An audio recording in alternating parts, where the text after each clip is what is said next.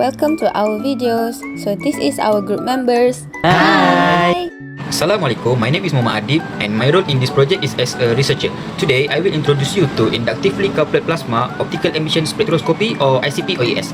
ICP-OES is an advanced technique used to analyze the composition of metals and trace elements in different samples. It works by using a high temperature plasma created by ionized argon gas to excite atoms in the sample. These atoms then emit light at specific wavelength, which allow us to determine which elements are present and in what quantities. This technique is widely used in industries such as environmental science, pharmaceuticals, metallurgy, and food safety because it provides fast, accurate, and multi-elements analysis. For a deeper explanation of how ICP-OES works, I will now pass it over to my group member, which is Emylia Natasya. Thank you. Hi, I am Emylia Natasya. As a researcher, will explain the basic components of ICP-OES. So this is an image of how ICP-OES looks like. Now, let's go through one by one. First, we start with nebulizer, or also known as spray chamber assembly. The function of nebulizer is to transform the stream of liquid into a nebula, which is an aerosol, and the spray chamber acts as a droplet-sized filter that will discriminate against larger drops and pass these to waste, while it will allow the smaller ones to be transported to plasma. Next, the core component of this instrument, which is plasma torch. Plasma torch generating a high temperature plasma around 7000 Kelvin by ionizing argon gas with radiofrequency energy within 3 concentric quartz tubes. The optical spectrometer subsequently separates the emitted light from the plasma into its constituent wavelengths. This separation can be achieved through two primary methods, which is polychrometer, which simultaneously measures multiple wavelengths using fixed slits and detectors, or a sequential spectrometer, which measures wavelengths sequentially using a movable slit and a single detector. Finally, a detector, such as a photomultiplier tube (BINTI) or a charge-coupled device (CCD), measures the intensity of the emitted light at each specific wavelength. So, I hope this will help you to understand more about the basic component of this instrument. Hello, my name is AMIRUL HAZIQ. My role in this group is as an interviewer and leader. This is the highlight of interviewing Professor Tan Kaban about an ICP-OES. Would you briefly explain about ICP-OES?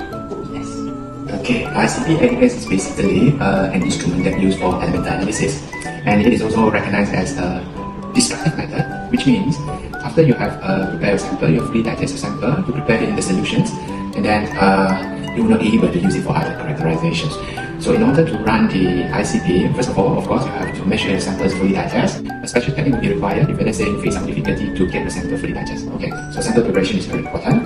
Other possible method you can use for the sample preparation would be like employment of microwave, or you can heat up the sample, right? So let's say you manage, but before that, you also have to prepare your stock solutions.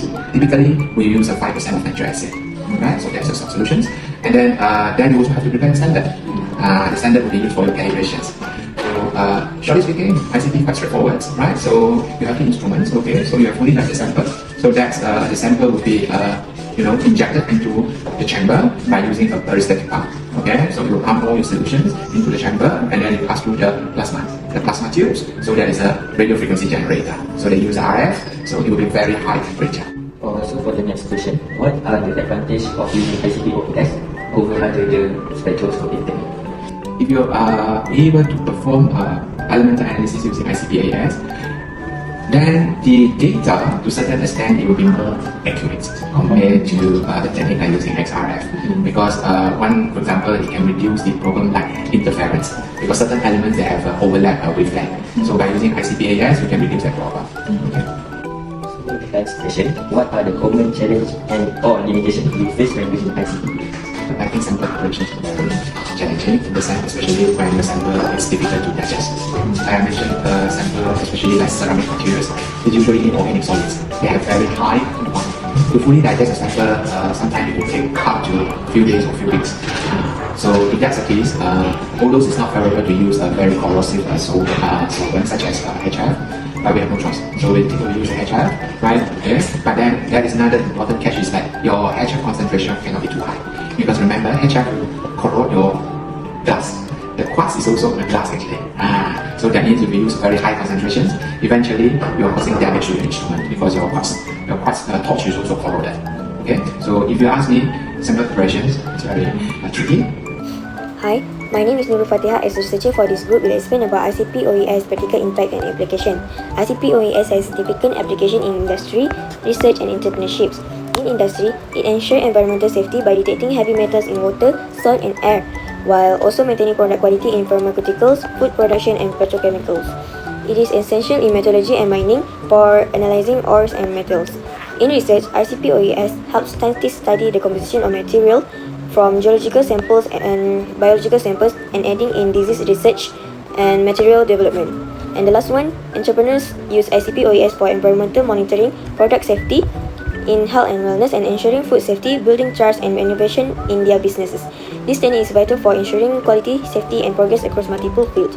That's all from me. Thank you. Now, I, ALYA BATRISYIA, as a demonstrator, will show a guide on how to use ICP-OES. Firstly, the liquid sample is put into an auto-sampler, then drawn into the peristaltic pump and introduced into the instrument through a nebulizer that will convert the sample into an aerosol mist. The aerosol is then carried into the plasma torch through a spare chamber, where it is subjected to a high temperature argon plasma, typically around 8000 Kelvin. In the plasma, the atoms in the sample are excited and emit light at characteristic wavelengths. The emitted light is then transferred into polychromator, which separates light into the specific wavelengths for the elements to be measured. As these wavelengths strike the detected array, light intensities for each different wavelength are quantified. Finally, the instrument software processes the data and provides a readout of the elemental concentrations in the sample.